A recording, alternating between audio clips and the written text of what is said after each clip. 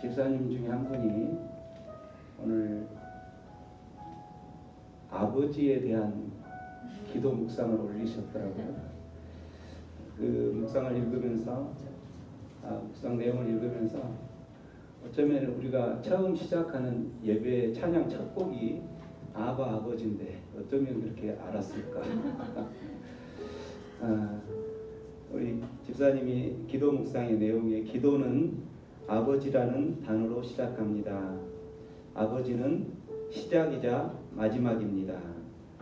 아버지를 부를 수 없다면 기도를 시작할 수도 마칠 수도 없습니다. 하나님, 당신은 나의 아버지가 되십니다라고 고백할 때 하늘의 문이 열릴 것입니다. 아멘. 우리 집사님의 고백처럼 우리가 아버지라 부르는 그 아버지가 이곳에 예배 현장 가운데 우리와 함께 하실 줄 믿습니다. 아멘. 우리의 아버지가 우리와 함께 하신다면 하나님께서 하나님의 백성들에게 무엇보다도 가장 좋은 것으로 펼쳐 주실 것을 믿습니다. 아멘. 그 하나님 소망하면서 우리 아버지 찬양하며 주님께 예배하며 나갑니다.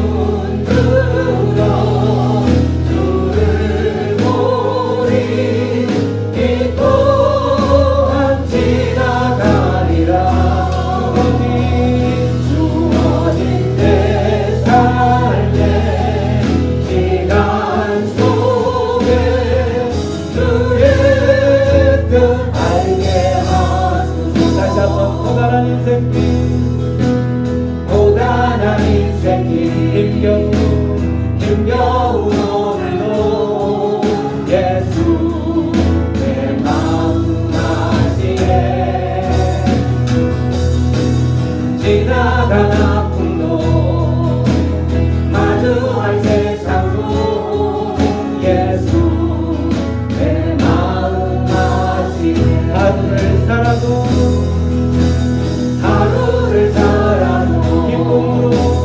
기쁨으로 가리 예수 늘 함께 하시네 후회도 염려도 온전히 맡기겠습니다. 온전히 맡기 예수 늘 함께 하시네 믿음의 눈 들어 주를 보리 이 또한 지나가리라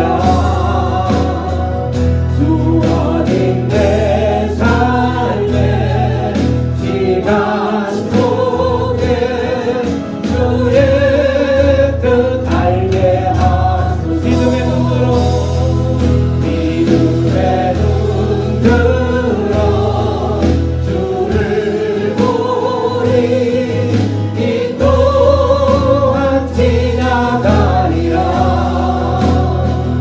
주어진 내 삶의 시간 속에 주의 뜻 알게 하소서 주의 뜻 알게 하소서 주의 뜻 알게 하소서 아멘 주의 뜻 알게 하소서 주의 뜻 알게 하소서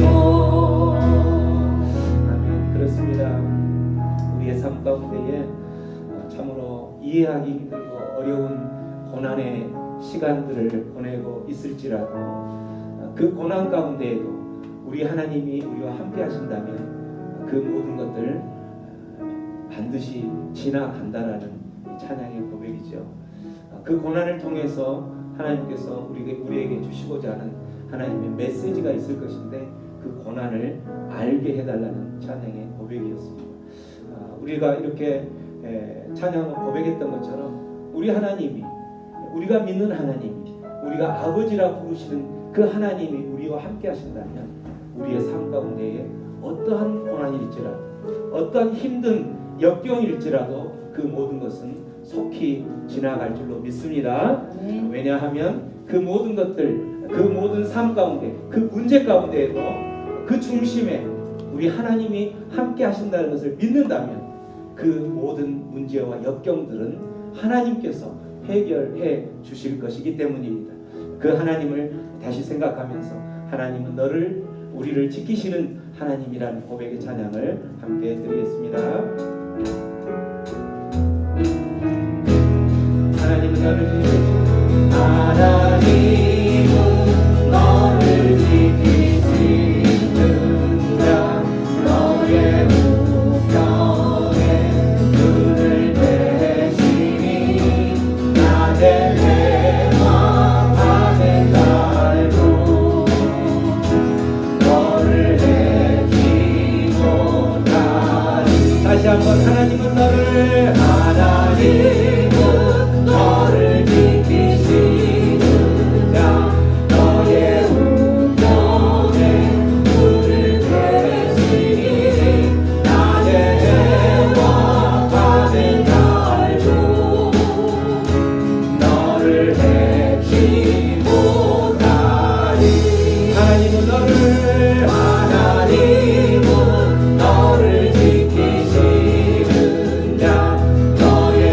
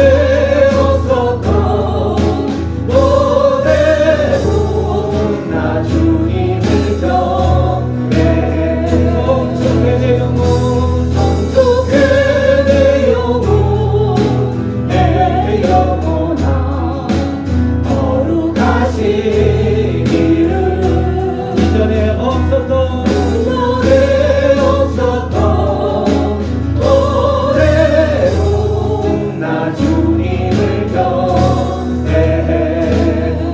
그날에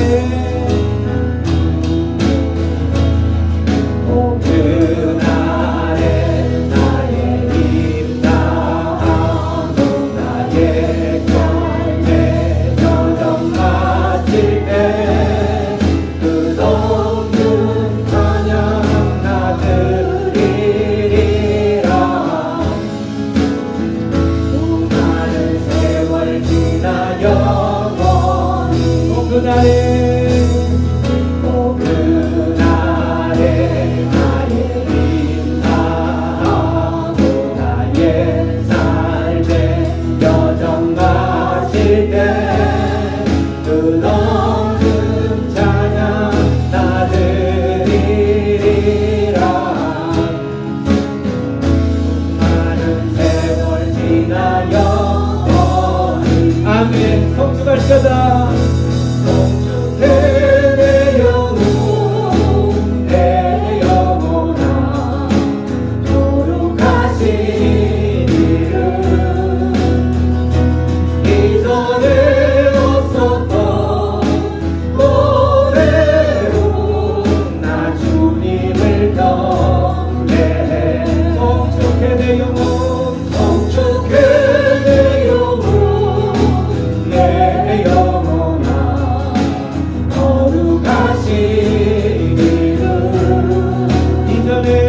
이전에 없었던 노래로 나 주님을 경배해. 성축해 내 영혼 성축해 내 영혼 내 영혼아 거룩하신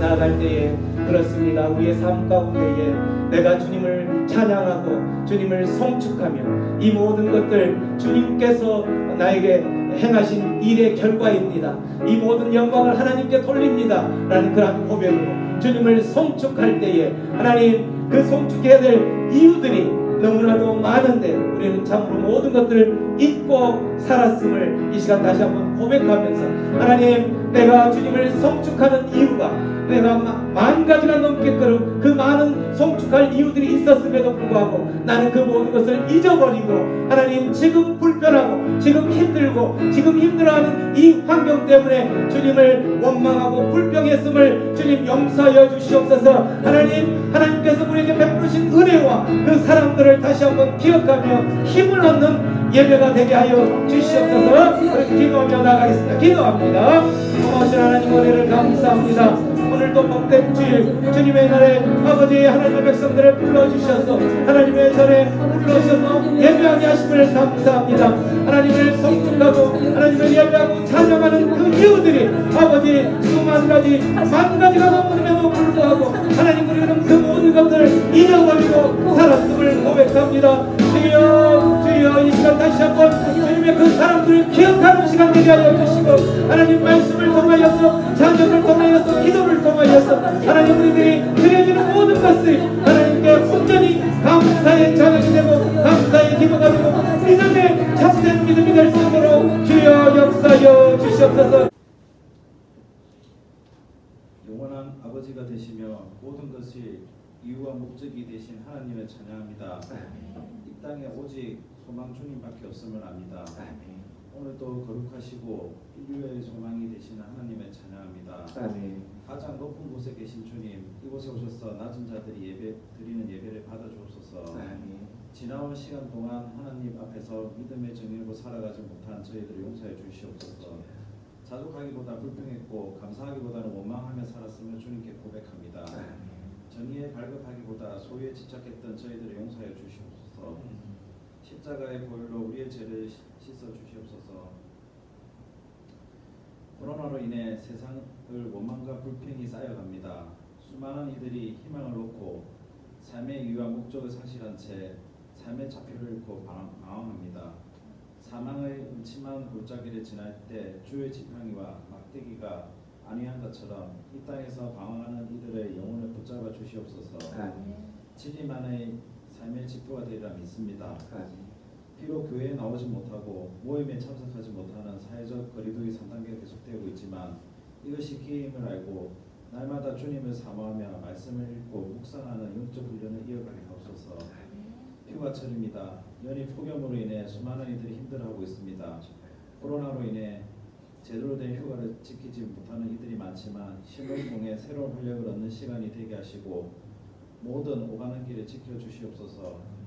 하나님의 말씀을 전하실 목사님께 성령의 지혜와 능력을 더하여 주시옵소서. 성경대로 진리의 말씀을 선포하시고 말씀 속에 숨겨진 지혜를 풀어내어 듣는 이들의 영혼이 회복되며 마음이 할례를 받으며 진실과 성실의 삶을 살아가겠다는 결단이 있는 시간이 되게 하옵소서. 이 모든 말씀 우리 주 예수 그리스도 이름으로 기도드렸습니다.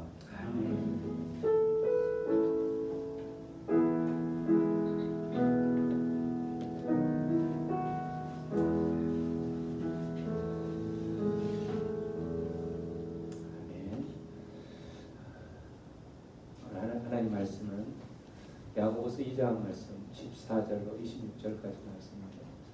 14절 17절까지만 참된 믿음, 죽은 믿음이라는 주제로 하나님 말씀 앞으로 나가겠습니다. 말씀 앞으로 나가기 전에 우리의 선포하는 시간을 갖습니다. 주의 말씀은 내 인생의 빛입니다. 주의 말씀은 내 삶을 변화시킵니다. 여러분의 삶을 변화시키고 있지요? 아멘. 아멘. 주께서 말씀하신 대로 나는 사랑받는 하나님의 자녀입니다. 나는 하나님의 사랑받는 자녀입니다.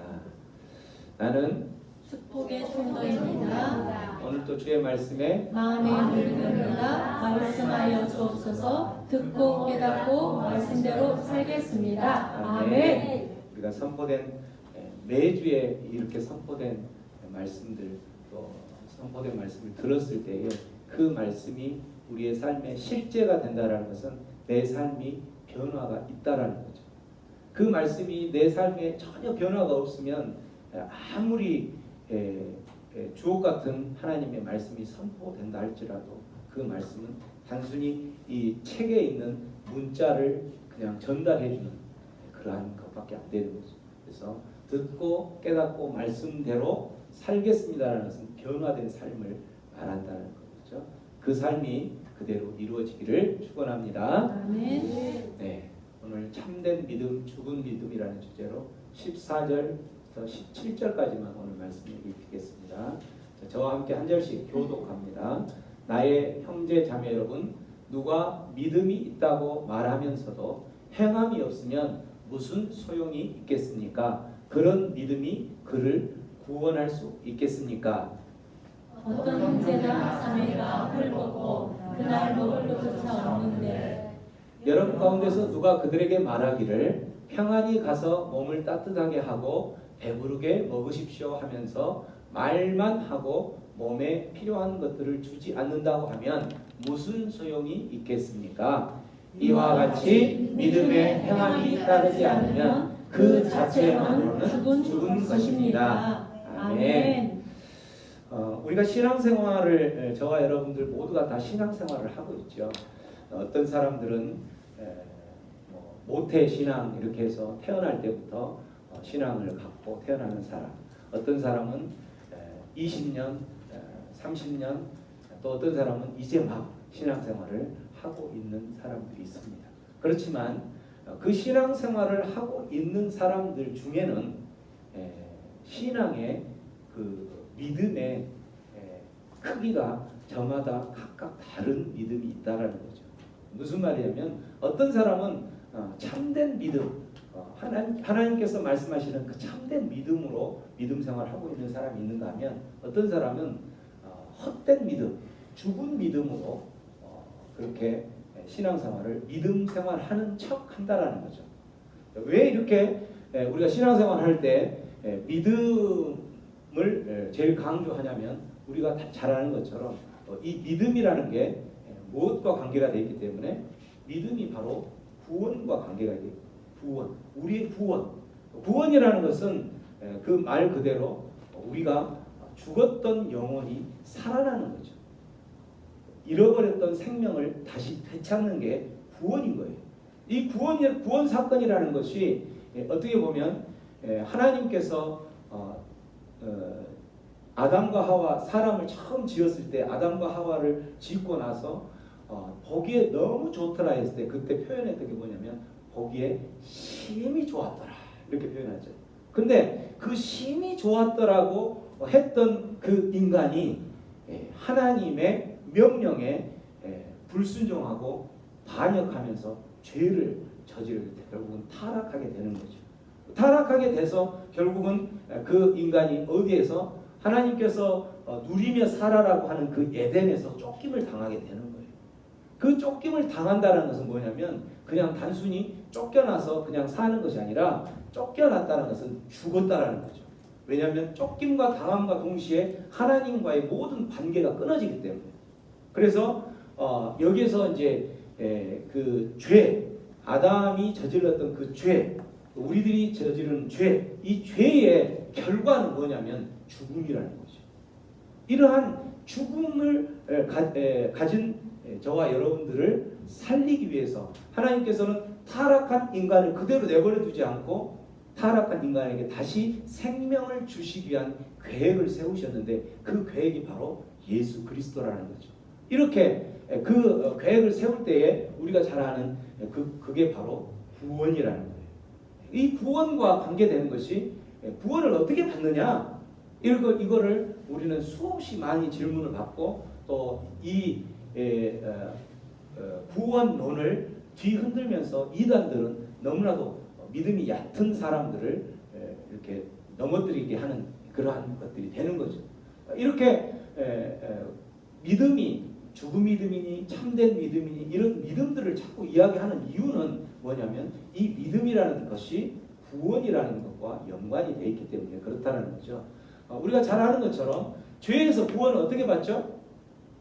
죄에서 구원을 어떻게 받습니까? 믿음으로 받죠. 저렇게 죄에 빠져 있는 상황에서 빠져 있는 사람을 구해내는데 그 구해내는 방법이 뭐냐면 내가 허둥바둥 쳐서 어떻게든 해서 구해 나올 수 있는 상황이라면 그것은 구원이 아닌 거예요. 죄 가운데서 죽었다라는 것은 죽은 사람은 뭐 아무것도 할 수가 없다라는 거죠. 그래서 이미 저 죄 가운데 빠진 사람은 자기가 할 수 있는 게 아무것도 없는 거예요. 그래서 그 사람이 할 수 있는 것은 뭐냐면 믿는다라는 거죠. 믿는 거. 그 상황에 빠진 상황 가운데서 믿는 거. 그래서 죄에서 구원을 얻는 것은 믿음으로 구원을 얻는다는 거죠. 오직 믿음으로. 이렇게. 근데 오늘 야고보서 기자는 오늘 14절 말씀에 첫 말씀이 뭐라고 이야기하냐면 첫 말씀 한번 다시 읽어봅니다. 시작. 나의 형제 자매 여러분, 누가 믿음이 있다고 말하면서도 행함이 없으면 무슨 소용이 있겠습니까? 그런 믿음이 그를 구원할 수 있겠습니까? 야고보서 기자가 믿음이 있다고 하는 사람을 통해서 그 믿음이 있다고 하는 사람을 이렇게 봤는데 그 믿음이 있는 그 사람을 보니까 그 사람은 본인은 믿음이 있다. 나는 믿습니다. 나는 하나님의 자녀입니다. 나는 그리스도입니다. 라고 이야기를 하는데 그 사람을 보니까 행함이 없다라는 거예요. 그러면 무슨 소용이 있겠느냐? 라고 이야기하면서 그런 믿음이 여기에서는 어떤 믿음이겠어요? 행함이 없는 그런 믿음이 행함이 보여지지 않는 그런 믿음이 그 사람을 구원할 수 있겠느냐? 이렇게 이야기를 한다는 거죠.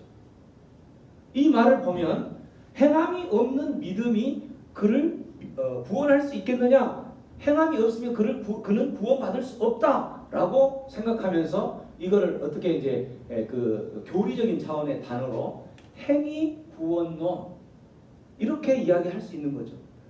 구원은 우리가 분명히 오직 믿음으로 구원받는다고 했는데 우리의 어떤 행함으로 구원을 받는 것인가? 이게 행위 구원론이에요. 행함으로 구원을 받는 것인가? 이렇게 생각할 수 있겠죠. 그죠? 이렇게 야고보서 기자가 행위 구원론을 처럼 이렇게 비춰주는 이야기를 하는 것을 보면서 우리들의 마음 가운데서 바로 충돌이 일어나잖아요. 우리들이 갖는 믿음은 이 사도 바울이 말했던 그 믿음, 우리가 지난 시간에 가졌던 그 말씀 봤던 것 중에 하나가 로마서 1장 17절 복음에는 하나님의 의가 나타나서 믿음으로 믿음에 이르게 한다. 믿음으로 믿음에 이르게 한다. 기록된 바 오직 의인은 무엇으로 산다? 믿음으로 산다. 이렇게 이야기하면서 믿음으로 우리는 구원받는다라는 이 말씀을 이야기하는 거죠. 믿음으로 구원받는다 이 말이 이제 한자어로는 이신득의, 믿음으로 득의, 의롭게 된다, 의로움을 얻는다. 이신칭의, 믿음으로 우리는 의롭다고 칭함을 받는다. 이신칭의 또는 이신득의 이렇게 되는 거죠. 우리가 다 알고 있는 거였죠. 믿음으로 우리는 의롭게 되고 믿음으로 사는 거고 믿음으로 구원받는 것이고 이렇게 된다라는 거죠. 사도 바울이 이렇게 했던 것과 야고보서가 이런 이야기했던 것과는 너무나 반대되는 것처럼 느껴지잖아요. 그죠? 마틴 루터도 마찬가지. 종교 개혁을 했던 지금부터 500년 전에 그 종교 개혁을 그 로만 캐톨릭 교회의 어떤 만행들, 로만 캐톨릭 교회의 이 부적절하지 않는 교회의 모습으로서 부적절하지 않다라고 생각했던 그 신부였죠. 본인이 신부였는데 그 수제자였던 그 마틴 루터가 어떤 범인을 했냐면 이 말씀을 보면서 이 로만 캐톨릭에서의 행위로 구원을 받는 것 같은 그러한 것을 이제 계속 그 갈등이 생겼던 거죠. 이 말씀을 보니까 믿음으로 구원을 받는데 왜 로마 캐톨릭에서는 예전에도 이야기했던 것처럼 죄를 사하기 위해서 이제 그 면죄부를 해서 돈으로 사는 거죠. 면죄부를 사는 거예요. 면죄부를 돈을 이만큼 내면은 내가 이만큼의 죄를 졌으면 이만큼의 돈을 내고 많은 죄를 졌으면 더 많은 돈을 내면 죄가 없어지니까 구원받는다. 이게 면죄부를 사는 거죠. 이렇게 돈을 하는 거. 또 하나는 그 로만 캐톨릭에서 어떤 고행을 하고 이렇게 하면은 그 죄가 사라진다라고 생각을 하면서 고행을 하는. 그래서 그 로만 카톨릭에 있었던 그 당시에 있으면서 마틴 루터가 고행을 하면 정말 죄가 사해질까 하면서 끊임없이 밀려오는 내 마음 가운데 내가 하나님의 자녀로 살아간다고 하지만 내 마음 가운데 끊임없이 올라오는 그 죄성, 그거를 없애기 위해서 마틴 루터가 어떤 고행을 해보기로 결정을 하냐면 성당, 그 성당에서 그 위에 종탑이 있는 데까지 계단이 있단 말이에요. 그 계단까지 무릎으로 한번 올라가 보겠다 해서 그 무릎으로 올라간다는 거예요. 왜? 하나님의 의, 믿음으로 된다고 했는데 왜 이 고행으로 모든 죄가 사라진다고 이야기했을까 하면서 그걸 경험해 보기 위해서. 그래서 이렇게 그가 그 무릎을 했다고 하는 그 성당인데 이 성당을 이제 성지순례 간 사람들은 거기에서 실제 본인이 가서 무릎으로 한번 걸어보는 거예요. 이렇게 걸어본다라는 거죠. 무릎으로 걸어가 보면 그때 고통이 어느 정도였을까 이렇게 하면서 마틴 루터가 실제 그 고행을 정말 겪어보기 위해서 무릎으로 밑에서부터 종탑 있는 데까지 걷는 거예요. 걸으면 걸을수록 무릎에서는 뭐만 나오겠어요? 피만 나오는 거죠. 피만 나오는데 무릎은 까지고 피만 나오는데 해결돼야 될 그 죄가 해결되는 것이 아니라 더 밀려 나오고 해결이 안 된다라는 거예요. 저 하나님의 의가 도대체 어떻게 도달할 수 있을까 이렇게 생각을 하다가 마틴 루터가 깨달은 게 있었어요. 뭘 깨달았냐면 욥기에 보면 욥기에 그 욥이 이제 고난을 엄청 당하죠. 어떤 고난을 당하냐면 욥이 당대 의인이라고 이야기를 했는데 의인의 삶에 어떤 고난이 오냐면 갑자기 자기 자식들이 다 죽어버리는 거예요. 갑자기 자기가 가지고 있는 모든 농장이나 가축들이 다 죽어버리는 거예요. 재산이 다 사라지고 모든 농장이 죽었을 때 그 욥의 친구들이 와서 뭐라고 이야기하냐면, 욥아, 너 예전에는 의인이었을지 모르지만 너가 분명히 이렇게 나쁜 일을 당하는 거 보니까 분명히 죄가 있어서 그럴 것이다. 너희 아들들도 저렇게 죽는 것이 분명히 죄가 있어서 그럴 것이기 때문에 그 죄를 용서받기 위해서 죄를 사할 수 있는 그러한 걸로 의의 모습으로 다가가야 된다. 하나님께서 원하는 그 하나님의 의, 그 의의 모습으로 다가가야 된다라고 이야기를 하면서 이야기를 해요. 그럴 때에 욥이 말하는 일을, 내가 죄 때문에 그렇게 내가 갑자기 내 자식들도 죽어버리고 내 가축들도 다 사라지고 내 모든 재산이 다 탕진되는 것 같기는 한데, 내가 어떻게, 인간이 내가 어떻게 하나님의 의에 도달할 수 있을까? 그럴 수 없을 것 같다 라고 이야기를 한다는 거예요.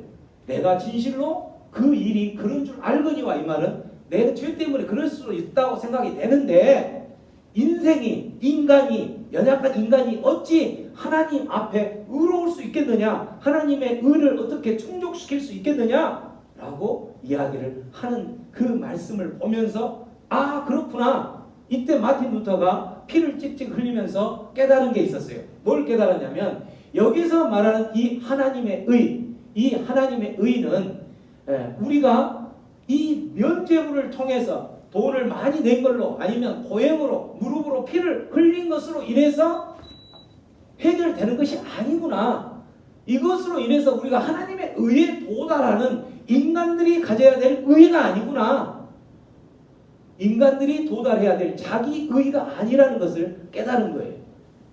이 하나님의 의가 복음에 있는데, 이 하나님의 의로 우리가 구원을 받는다라고 했을 때 그 하나님의 의를 우리가 도달할 수 없다라는 거죠. 우리 인간으로는 우리가 무릎으로 아무리 까지고 피를 흘려도 우리가 저 하나님의 의에 도달할 수 있는 게 아니구나.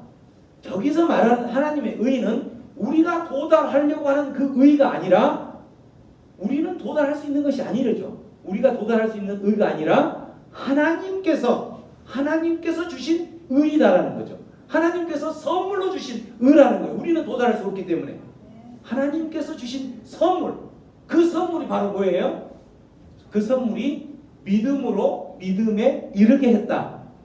이 처음의 믿음은 뭐냐면 예수님의 믿음이었던 거예요. 예수님의 믿음, 예수님께서 십자가에 못 박혀 죽으라고 하나님께서 명령하시고 그 하나님의 계획이 그렇게 됐을 때에 예수님이 거절하고 십자가에 못 박지 않을 수도 있었을 거예요. 그죠? 그러나 예수님은 내가 이 잔을 피하고 싶지만 이것이 하나님의 뜻이라면 내가 그 길을 걸어가겠습니다. 이 십자가의 잔을 내가 마시겠습니다라고 하면서 믿음으로 보여줬던 거죠. 이게 바로 첫 번째 믿음인 거예요. 그 믿음, 예수님의 그 믿음, 이게 바로 예수님의 신실함이라는 뜻이에요. 예수님의 그 신실한 믿음으로 우리가 그거를 믿었을 때에, 그 예수님의 신실한 그 믿음의 사건은 어떤 사건이냐면 객관적으로 우리가 보여지는 사건이 되는 거죠. 예수님의 십자가 사건은 우리가 눈으로 볼 수 있는 사건이었잖아요. 그죠? 여러분 봤죠? 네. 왜 대답을 한 번도 안 해요? 왜? 왜? 안 봤으니까? 안 봤으니까? 믿음으로 본 게 아니고 실제 그 당시에 사람이 있었으니까. 이건 객관적인 역사적인 사실이잖아요. 우리가 지금 2000년 전에 태어나지 않았기 때문에 객관적인 사실이 아니라, 그때 태어난 사람들은 예수님이 십자가 못 박혀 죽은 사건이 있었잖아요. 이것이 지어낸 소설이 아니잖아요. 그죠? 이거 객관적인 사실이에요. 그래서 그 객관적인 첫 번째 믿음이라는 것은 뭐냐면 예수님께서 우리가 눈에 보일 수 있는 믿음을 보여주신 거예요. 그 믿음의 사건, 이게 바로 십자가의 사건인 거죠. 믿음의 사건을 우리가 믿는 거죠. 이 믿음으로 우리가 첫 번째 예수님의 그 신실한 믿음으로 우리가 그걸 믿었을 때 두 번째 믿음에 이르게 한다의 말은, 우리가 믿었을 때에, 그것을 우리가 믿었을 때에 우리 속에 주관적으로 우리가 하나님의 자녀, 구원되는 사건이 벌어지는 거예요. 이게 바로 믿음의 법이라고 표현을 해줘. 사도 바울은 왜 믿음의 법이라고 표현했냐면 이스라엘 백성들이 유대인들이 특히 유대인들이 구원을 어떻게 받느냐 율법을 지켜야지 된다 하면서 그들이 내세웠던 게 법을 이야기했던 거예요. 법으로 오직 구원을 받는다. 무슨 법? 율법으로. 그러니까 그렇지 않다. 사도 바울이 그런 게 아니고 법으로 받는 거 맞는데 무슨 법이냐면 믿음의 법으로 받는다라고 하면서 로마서의 믿음의 법. 이게 바로 믿음으로 믿음에 이르게 한다라는 게 이게 믿음의 법이라는 뜻이에요. 이 믿음의 법으로 받는다라고 마틴 루터가 깨달은 거예요. 면죄부로 아무리 돈을 많이 냈고 한다 해서 내가 구원을 받는 것도 아니고 내가 무릎으로 아무리 피를 흘리고 계단을 오르락 내리락 한다 한들 내가 구원을 받는 게 아니라는 거죠. 오직 무엇으로? 믿음의 법으로. 믿음으로 믿음에 이르게 한다라는 이 믿음의 법으로 된다라는 거죠. 그래서 마틴 루터는 그때 1500년대 그 로만 캐톨릭에 정식으로 대항을 하는 거예요. 대항. 그 대항이 바로 프로테스탄트라는 뜻이에요. 이게 바로 개신교라는 뜻이죠. 그러면서 내세운 그게 뭐냐면 파이브 솔라라는 오직이라는 솔라라는 뜻이 오직이라는 뜻이에요. 오직 5가지 이걸로 오직 우리는 구원받는다라고 해서 마틴 루터의 파이브 솔라 구원론이 되어지는 거죠. 첫 번째 뭐였어요? 오직 믿음으로. 오직 믿음으로. 오직 믿음으로. 자, 두 번째는 오직 말씀으로. 오직 은혜로. 오직 그리스도로. 오직 하나님께 영광으로. 로만 캐톨릭에서는 아까 이야기한 대로 율법으로 믿음 플러스 그래도 뭔가 우리가 고행을 해야 될 어떤 그러한 것을 통해서 이루어진다는 거죠. 너희들이 로만 캐톨릭에서는 연옥이라는 곳이 있었다고 그랬잖아요. 연옥이라는 곳. 그 연옥이라는 곳에 가 있는 사람이 하나님 보시기에 그 구원을 받기에 100%의 그 구원을 했을 때 98%고 2%가 부족하다는 거예요. 그러면 그 2%를 누가 채우냐면 고행으로, 율법으로. 그 율법이 뭐냐면 밑에서 자녀들이 기도로 아니면 자녀들이 면죄부 하듯이 돈으로 헌금을 많이 해서 그 헌금을 내면 2%가 채워지는 거예요. 그래서 연옥에 있다가 우리가 말하는 그 천국으로 간다라고 하면서 오직 믿음 플러스 2%라는 그 고행을 면죄부란 이런 것들을 이야기했던 거죠. 아니다. 오직 믿음으로만 간다라는 거예요. 오직 말씀으로 간다. 이 말씀으로. 로만 캐톨릭에서는 이제 하나님의 말씀보다도 로만 캐톨릭 교회의 권위를 거의 비슷하게 뒀어요. 심지어는 어떻게 하냐면 교회는 어머니고 말씀은 딸이다라고 할 정도로 그렇게 말씀의 권위를 교회의 권위보다 오히려 더 낮게. 근데 그렇지 않다. 로만 캐톨릭의 교회가 아니라 오직 말씀이 우리를 구원한다. 그래서 오직 말씀으로, 오직 은혜로 우리가 하는 것은 아무것도 없는 거죠. 우리는 선물이었기 때문에 이 받은 것은 선물이기 때문에 우리가 할 수 있는 게 아무것도 아니기 때문에 오직 은혜로, 오직 그리스도로. 로만 캐톨릭에서는 성자와 또 뭐가 있냐면 성자 위에 가장 큰 위에는 마리아가 있죠. 그래서 성자, 성일, 또 마리아 숭배 사상 이런 것들을 하면서 그들이 구원의 협력자들이다 이렇게 이야기를 하는 거예요. 그래서 예수님은 마리아의 아들이기 때문에 예수님께 마리아에게 우리가 기도를 하면 예수님이 우리의 구원을 하는데 도와주는데 훨씬 더 그 노비를 하면 잘 들어주는 것처럼 잘 들어주지 않겠느냐 하면서 마리아를 숭배하고 그러는 거죠. 이게 바로 오직 그리스도로 대항을 하는 거죠. 그리고 오직 하나님께 영광. 로만 캐톨릭에서 보면 교황은 거의 하나님이죠.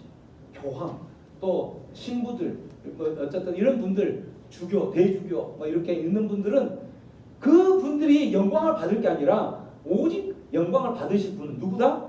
하나님이라는 거죠. 하나님께만 영광 돌려야 된다라고 이야기를 하면서 마틴 루터는 정식으로 로만 캐톨릭에 대항을 하면서 프로테스탄트 개신교가 탄생이 되는 거죠. 이러한 마틴 루터가 봤을 때 야고보서를 보니까 어떻겠어요? 야고보서가 오직 행함이 없는 사람은 어떻게 된다? 어떻게 구원을 받겠느냐라고 이야기를 하니까 마틴 루터가 이 야고보서를 어떻게 이야기하냐면 지푸라기 서신, 쓰레기 서신이구나. 이런 말도 안 되는 그런 서신? 이건 읽을 필요도 없어 하고 던져버리는 거죠. 정말 그럴까요? 야고보서 기자가 정말 쓰레기 서신을 기록을 하고 우리에게 읽으라고 했을까요? 야고보서가 나타난 그 기록된 배경을 보면 절대 그렇지 않는 거예요. 야고보서는 사도 바울이 로마서를 기록을 하고 거기에서 오직 믿음으로 우리가 구원을 받는다라고 하면서 많은 사람들이 믿음으로 구원을 받고 신앙생활을 했어요.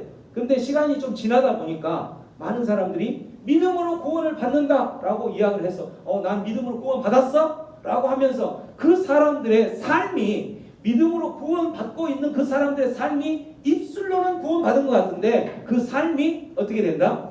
전혀 구원받지 않는 사람의 모습이 되었더라는 거예요. 그 사람들을 향해서 야고보서는 오늘 이 말씀을 썼던 거예요. 야고보서도 결국은 그래서 어떤 것을 그런 행함이 없는 사람을 향해서 보면서 이 말하는 거죠. 행함이 있는 믿음으로 보여달라라고 이야기를 하는 거예요. 그래서 이 야고보서는 믿음을 전혀 강조하지 않는 것이 아니라 믿음을 보는데 그 믿음이 정말 믿음이 있다면 네가 행함이 있지 않겠느냐라고 이야기하는 그 믿음. 그래서 여기에서 결국은 사도 바울이 말하는 오직 믿음으로라는 그 말하고 똑같은 말이 되는 거죠. 그래서 오히려 야고보서는 우리가 신앙생활을 하는 과정 가운데에서 어떤 책이냐면 내가 정말 신앙생활을 제대로 하고 있는가? 내 신앙은, 내 믿음은 죽은 믿음인가? 아니면 참된 믿음인가? 라고 진단할 수 있는 어떤 책이다? 지푸라기 서신이 아니라 이 책은 오히려 우리의 영적 상태를 어떻게 한다? 진단하는 클리닉 책이 되는 거예요. 이 야고보서 책을 읽어보면 내가 나는 정말 신앙생활을 제대로 하지 않는 사람이구나. 내 믿음은 헛된 믿음이고 죽은 믿음이구나 라고 이야기를 한다라는 거죠. 그거를 깨닫게 해주는 오히려 귀한 책이 되는 거죠. 그러면 야고보서가 어떤 믿음이 죽은 믿음이고 어떤 믿음이 참된 믿음이다라고 이야기하는 것일까? 제일 첫 번째는 어떤 믿음이 참된 믿음이라고 이야기하는 거예요. 삶의 기본적인 우리의 삶에 필요가 있다라는 거예요. 우리는 누구나 다 육체를 가지고 살아가기 때문에 우리 육체를 가진 사람은 뭐가 필요해요? 먹을 것도 필요하고 또한 옷을 입을 옷도 필요하고 또 어떤 생활을 하려면 생활에 필요한 필요들이 있다라는 거죠. 그 가장 필요한 필요들 사치 말고 가장 필요한 기본적인 것, 이 기본적인 것을 필요로 하는데 그 필요로 하는 사람이 옆에 있다면 그 필요한 사람을 채워주는 실천하는 믿음, 이 믿음이 참된 믿음이라는 거죠. 오늘 이 말씀에 보면 15절 말씀에 보면 어떻게 되어 있어요? 형제나 자매가 헐벗고 먹을 것조차 없는 형제가 있다라는 거예요. 우리 신앙생활 하다 보면 이 먹을 것조차 없고 옷 입을 것이 없다. 가장 기본적인 필요인 거죠. 가정 사치 말고 그 사람 가장 기본적인 필요인데 그 사람을 본 믿음이 있다고 하는 사람이 뭐라고 이야기하냐면 16절에 뭐라고 이야기하는지 16절 읽습니다. 시작. 여러분 가운데서 누가 그들에게 말하기를 평안히 가서 몸을 가득하게 하고 배부르게 먹으시오 하면서 날마다 몸에 필요한 것들을 주지 않는다고 하면 무슨 소용이 있겠습니까? 배고파 죽겠는데 배고파? 안 됐네. 그래 가서 맛있는 거 먹어. 나 추워 죽겠는데 아유 춥네. 그래 집에 가면 따뜻한 옷 있지. 좋은 옷, 그 밍크옷 옷 입어. 이렇게 이야기하고 말만 하고 정말 그 사람에게 필요한 그 사람이 지금 배고픈 것은 먹을 게 없어서 배고픈 거고 그 사람이 추운 것은 입을 게 없어서 가장 기본적인 그 필요가 해결이 안 돼서 그런 것인데 말만 하고 필요를 채워주지 않는다면 그 사람은 나는 신앙을 가진 그리스도인이라고 믿음을 가진 사람이라고 말하지만 그 사람은 어떤 사람이다? 어떤 사람이라는 거예요? 17절 죽은 믿음. 믿음에 행함이 따르지 않으면 그 자체만으로는 어떤 것이다? 죽은 것이라는 거죠. 죽은 것이다. 죽은 것이다. 마이크도 죽었네요. 마이크도 죽었어요. 마이크 살아라. 마이크 살아라. 살았네요. 말만 하고 행함이 따르지 않으면 그 자체는 죽은 것이다 라고 이야기했다는 거죠. 우리 사람이 살아가면서 믿음이 있다고 하는 그 사람이 가장 기본적으로 필요한 그 사람, 정말 힘들어하고 있는 그 사람을 보면서 그 사람에게 아이고 힘들겠네 하고 도울 수 있는데, 도울 수 있을 거 아니에요. 가장 기본적인 건 사치 말고, 지금 사치를 말하는 거 아니에요. 필요 이상의 것을 요구하는 그걸 말고 정말 필요로 한 그것을 필요를 해결해 주는 게 많은 돈이 들지 않아요, 사실은. 그런데 그러한 행함이 없으면서 나는 믿는 사람이네 라고 이야기하면 그 사람은 죽은 믿음이라는 거예요. 이 사람은 참된 믿음이 아니라는 거죠. 그 사람이 정말 믿음이 있을까? 퀘스천 마크 한번 던져봐야 하는 거죠. 내 믿음이 정말 구체적인 믿음, 구체적인 실천이 없는 믿음은 참된 믿음이 아니라는 거예요. 예수님께서도 우리에게 기도를 가르치실 때 어떻게 가르치셨어요?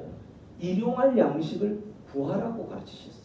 일용할 양식. 일용할 양식이라는 것은 쌓아두고 배불리 먹는 양식이 아니에요. 그날 하루 먹을 양식인 거예요. 그날 하루 먹는 양식이 없느냐? 그러면 구하라는 거예요. 또한 하나님 나라를 건설할 때, 하나님 나라를 만드실 때 예수님께서 어떻게 하셨어요? 병든 자를 고치시고, 또 줄인 자가 있으면 오병이어를 일으키면서까지 그렇게 배불리 채워주셨어요. 그게 바로 뭐냐면 예수님께서 하나님 나라를 소개할 때에 하나님 나라는 영적으로, 정신적으로 평강을 갖고 영적으로 어떤 잘됨, 영적으로 풍성한 이것만을 원하는 게 아니라는 거죠. 진정한 하나님의 나라는 가장 필요한 그 필요들까지도 해결을 받는 곳이 되는 거예요. 그래서 병든 자가 있으면 그들을 고쳤고, 그 고치는 기적들, 때로는 심지어는 죽은 자까지도 살리시는 기적을 맛보았다는 거예요. 그게 바로 하나님 나라라는 거예요. 하나님 나라는 그렇게 배고파서 굶주리는 곳이 하나님 나라가 아니다. 하나님 나라는 굶주림이 없는 나라라는 거죠. 하나님 나라는 죽은 자도 살아서 영원히 사는 곳이다 라는 것을 보여주기 위해서 죽은 자를 살리시는 기적을 보이시는 거죠. 이렇게 예수님께서도 그렇게 해주셨던 것처럼 우리의 삶 가운데에서 죽은 믿음이냐, 내 믿음은 산 믿음이냐, 우리가 겪었던 것을 되돌아보면 바로 진단이 되는 거죠. 여러분의 삶은 어떤 믿음을 갖고 사는 것인지 한번 되돌아보기를 바랍니다. 두 번째는 입술의 고백이 삶으로 증명되지 않으면 그건 죽은 고백이라는, 죽은 믿음이라는 거죠. 입술로서 고백을 많이 하는 거죠. 입술로서. 자, 이 18절에 보면 어떤 사람은 이렇게 말합니다. 너에게는 믿음이 있고 나에게는 행함이 있다. 믿음이 있고, 어떤 사람이 믿음이 있고 또 어떤 사람은 행함이 있는데, 믿음은 볼 수 있어요, 없어요? 볼 수 없죠. 행함은 볼 수 있어요, 없어요? 볼 수 있죠. 그래서 그 사람이 이야기를 하는 거예요. 그 행함이 있는 사람이 뭐라고 이야기하냐면, 그 믿음이 있는 그 사람은 행함이 없는 믿음을 가지고 있는 사람이기 때문에 너 믿음이 있다고 하는데 한번 나에게 그 믿음을 보여줘봐 라고 이야기하는 거예요. 그러면 그 사람이 어떻게 하겠어요? 믿음을 보여주기 위해서 지퍼를 쭉 열고 내 믿음 봐라 이렇게 보여줄 게 아니잖아요. 이 말은 무슨 말이냐면 믿음은 어디로 나타난다는 거예요? 행함으로 나타난다는 거죠. 그래서 지퍼로 보여줘봐. 네 믿음을 보여줘봐. 그러면 나는, 네가 믿음을 보여주면 나는 내 믿음을 보여줄 건데 어떻게 보여준다? 행함으로 보여주겠다라는 거죠. 내가 행함으로 보여주겠다라고 이야기를 한다라는 거죠. 그래서 이 말씀은 어떤 말씀이냐면 입술로 나는 믿습니다, 믿습니다. 주여 주여 외치는 사람들은 하나님의 사람들이 주여 주여 외치는 거죠. 그죠? 근데 마태복음 말씀 보면 어떻게 돼 있어요? 주여 주여 하는 자가 다 천국에 들어가지 못한다라는 거예요.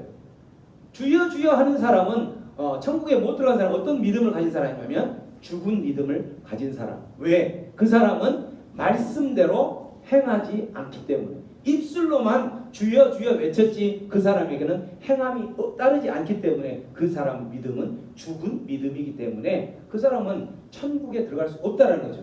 우리가 제일 처음에 죽은 믿음이냐 참된 믿음이냐 왜 이게 그렇게 중요한가? 구원과 관계되어 있기 때문에 바로 이 말씀인 거죠.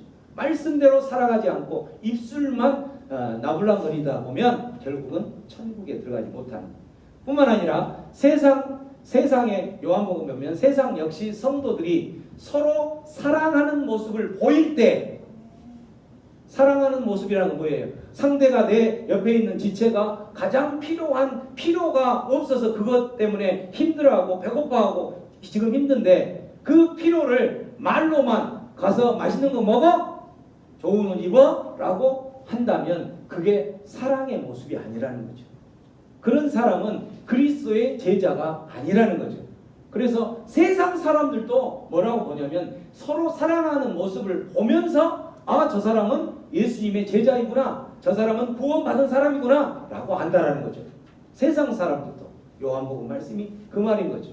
그래서 우리가 내 신앙은 참된 신앙인가 죽은 믿음인가 구별은 내가 내 입술로 외치면서 하나님의 말씀대로 나는 살아가는가 아닌가를 보면 분명히 알 수 있다는 것을 하나님께서 오늘 말씀하시고 있는 겁니다. 자, 세 번째는 뭐예요? 머리로만 지식으로만 가득 찬 믿음이 아니라 어떤 걸 순종으로 행위로 살아가는 믿음, 그 믿음이 된다는 거죠. 오늘 야고보서 19절 말씀에 보면 귀신에 대한 이야기가 나오죠. 귀신. 자, 19절 20절 말씀 한번 읽어봅니다. 시작. 그대는 하나님께서 남은 귀신을 들고 있습니다. 사랑하느니라. 그런데 귀신들도 그를 떠납니다. 어리석은 사람이여, 내는 하나님을 믿으면 선생과 나오는 사람을 알고 있습니까? 귀신을 이야기하면서 귀신이 지금 두렵고 떨고 한 이유가 바로 뭐냐면 하나님을 알기 때문에 떠는 거죠. 귀신은 하나님을 알아요. 하나님을 알기 때문에 하나님이 한 분이시고 그 하나님이 어떤 능력을 가지신 분인지도 알기 때문에 두렵고 떤다라는 거죠. 귀신들은 자기 자신이 그렇게 하나님이 능력 있는 분인 걸 알고 떨면서도 또 그들이 먼 날 어디에 갈 걸 아냐면 무저갱으로 들어갈 걸 알아요. 다시 오시는 그날에 주님 다시 오시는 그때 하나님께서 마귀 사탄들을 어디에 감금한다고 성경에 되어 있냐면 무저갱이라는 곳이 있어요. 무저갱이라는 것은 끝이 없는 곳이에요. 끝이 없는 밑에 그 수렁, 그렇게 글로는 표현이 되어 있죠. 그곳이 어떤 곳인지는 우리는 알 수 없지만 성경의 표현에 의하면 무저갱, 이 바닥이 없는 그곳에 하나님께서 가두신다라는 거죠. 그거를 알고 있어요. 그렇지만 하나님이 어떤 분인지도 알고 본인이 그 무저갱으로 들어간다는 것을 알고 있으면서도 이 말은 하나님에 대한 지식을 갖고 있으면서도 하나님에 대해서 알고 있으면서도 사단 마귀는 어떤 일을 계속해요? 하나님께 그 무저갱에 들어갈 수 있는 일들을 한다라는 거죠. 그래서 결국 그들은 무저갱에 들어가게 되는 거예요. 이런 것처럼 무슨 말이냐면 우리들도 마찬가지예요. 하나님의 자녀다고 이야기하면서 하나님도 알고 하나님의 말씀도 알면서도 하나님의 말씀을 들으면 정말 은혜로운 말씀이네, 내가 그렇게 살아야지 라고 듣고 알면서도 실제 그렇게 살지 않을 때 이 사람은 죽은 믿음이라는 거죠. 아무리 많은 좋은 설교를 듣고 많은 것들을 머릿속에 담고 있어도 귀신들이 그런 것을 다 알고 있지만 그들은 결국은 하나님께 무저갱으로 들어갈 수 있는 그 일들을 한다라는 거죠. 하나님께 대항하고 하나님께 거슬리는 일들을 하면서 그런 것처럼 마찬가지예요. 우리의 삶 속에서도 마찬가지. 우리의 삶 속에서도 하나님의 말씀을 그렇게 많이 여러분들이 매일 묵상 듣고 또 주일날 수요예배 들고 주일날 듣고 이렇게 들었는데도 여러분의 삶에 어떤 변화가 없다면 그건 죽은 믿음이라는 거죠. 어떤 한 교회에 한 500명 정도 모이는 교회에 담임 목사님이 새로 한 분이 이제 청빙이 돼서 설교를 시작을 했어요. 첫 설교. 너무나 은혜스럽게 설교를 잘했어요. 그러니까 성도들이 한 500명 되는 성도들이 이제 설교 마치고 나서 예배 마치고 나서 목사님 이제 밖에 서 계시는데 가는 사람마다 손 붙들고 입에 침을 튀기면서 목사님 오늘 말씀 너무너무 은혜롭고 너무너무 감사합니다. 정말 우리는 이 목사님 같은 분을 정말 기다렸는데 정말 잘 오셨습니다. 잘 오셨습니다. 앞으로 계속 이런 은혜로운 말씀을 부탁합니다. 그러니까 예 알겠습니다. 그래서 그 다음 주에도 이제 설교를 계속 하는데 어떤 설교를 했냐면 그 전주에 했던 똑같은 본문에 똑같은 설교를 또 했던 거예요. 처음에 한 주가 또 지나 2주가 지나 3주가 지나 똑같이 같은 본문에 같은 설교를 똑같이 하는 거예요. 그래서 한 7주 정도까지는 성도들이 그래도 기다렸다고 인내가 대단하죠. 7주 정도 똑같은 본문에 똑같은 설교를 듣는다는 건 정말 그 성도들이 어떻게 보면 참 좋은 믿음을 가진 사람인 것 같아요. 그런데 그 7주 딱 돼서 한 목사님 성도가 목사님께 찾아가서 목사님 설교 미천이 그것밖에 없습니까? 해도 너무한 거 아닙니까? 어떻게 같은 본문에 그것도 같은 설교를 똑같이 그렇게 합니까? 라고 이야기를 하니까 목사님이 뭐라고 하냐 이렇게 했죠. 아니요, 난 이 성경에 처음부터 끝까지 다양하게 엄청난 은혜의 설교를 할 수 있습니다. 그런데 제가 처음에 와서 설교했을 때 여러분들이 저에게 너무나도 은혜로운 설교니까 이 같은 은혜로운 설교를 좀 같이 해달라고 했지 않습니까? 그래서 그 은혜로운 설교를 하는데 중요한 거는 이 은혜로운 설교를 이렇게 여러 번 해도 여러분의 삶에는 전혀 변화가 없으니 정말 은혜로운 다른 새로운 설교를 듣고 싶으면 여러분의 삶이 좀 변해지면 주제가 바뀔 겁니다. 이야기했다는. 이게 무슨 말이에요?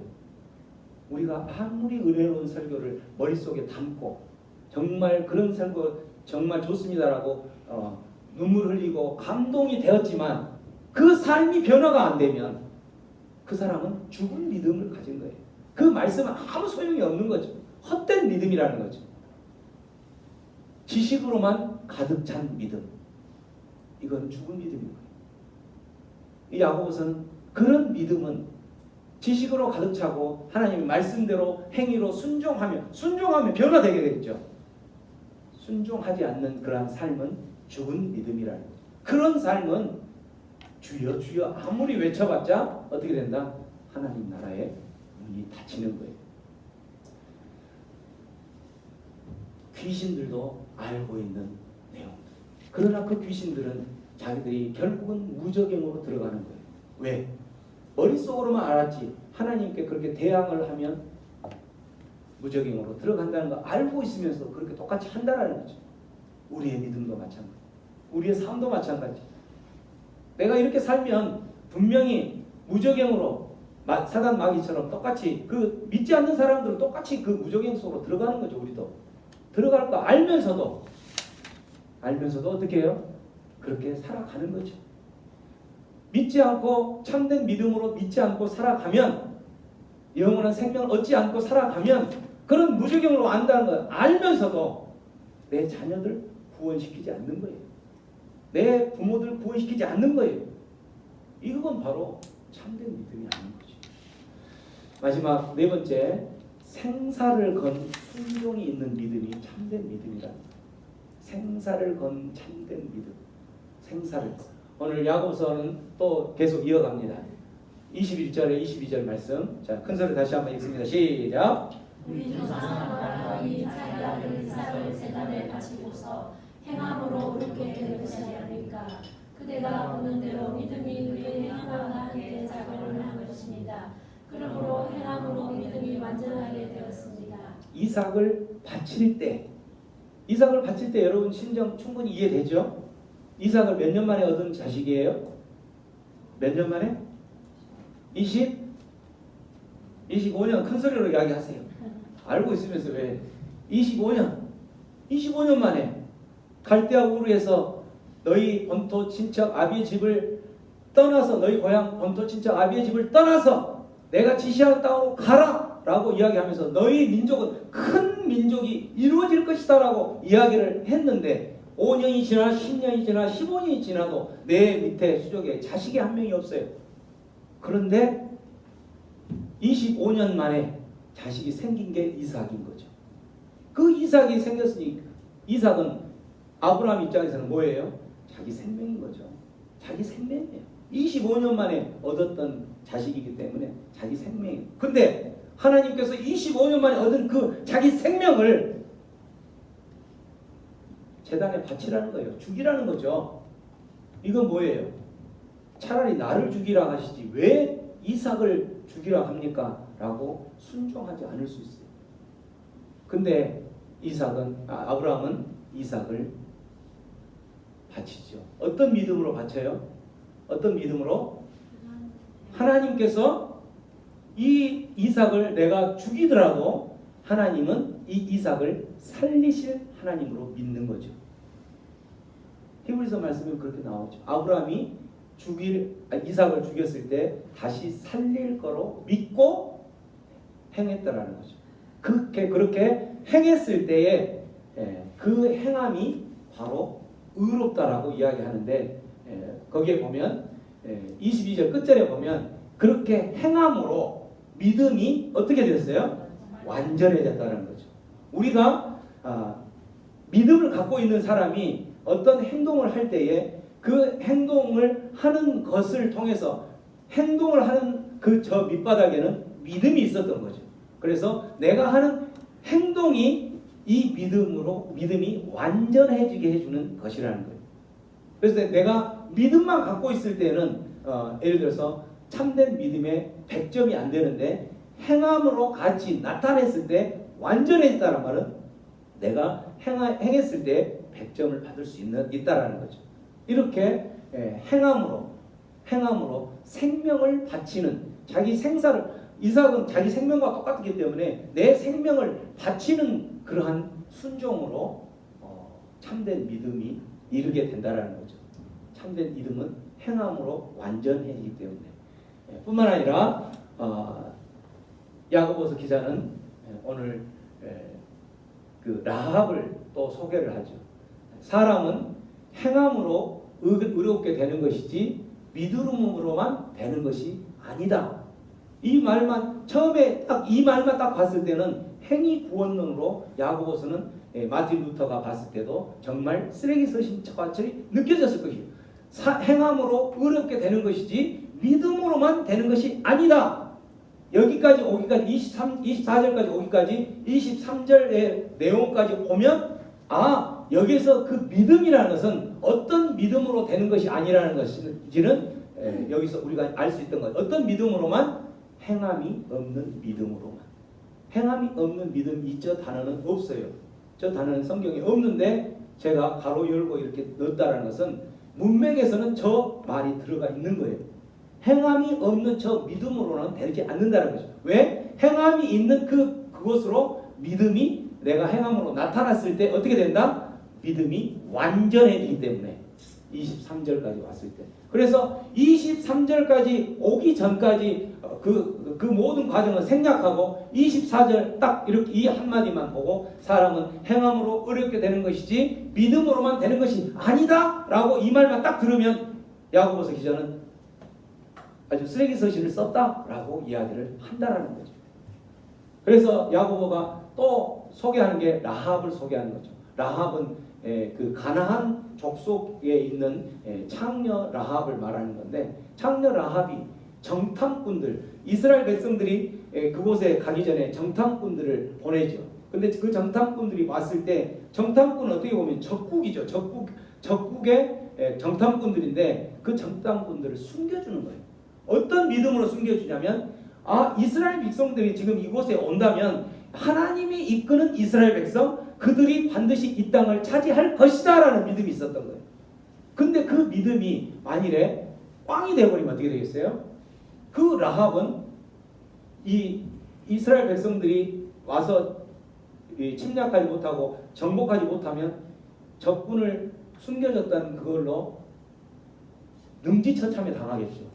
그런 생명을 건 믿음이 어떤 믿음이었어요? 하나님은 반드시 이스라엘 백성들이 이 땅을 차지할 것이다 라는 믿음이 있었다라는 거예요.